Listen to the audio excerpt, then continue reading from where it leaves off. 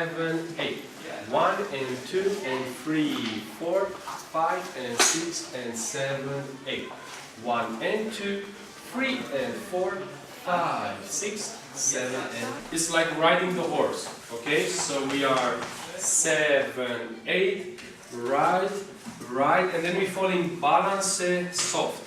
The difference will be in the leading, because during the syncopation I will have a stronger frame than in balance. Then we go back differently using the turning technique, okay? So we're going to turn 5 and 6 and 7, 8. Good. So what happens when you go back?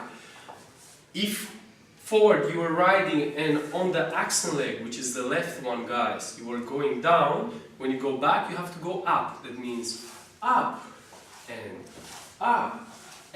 now just body gently back, not too much, and then forward. Frame, syncopation 1 and 2. Now from the side, we're going to do the next motion. We have the connection here and we go up, down, close, tilt the body gently to that side, and now when we stretch, we go up. Then we flow down, down, close the leg, syncopation, closing all the time, okay? Good. That's enough information.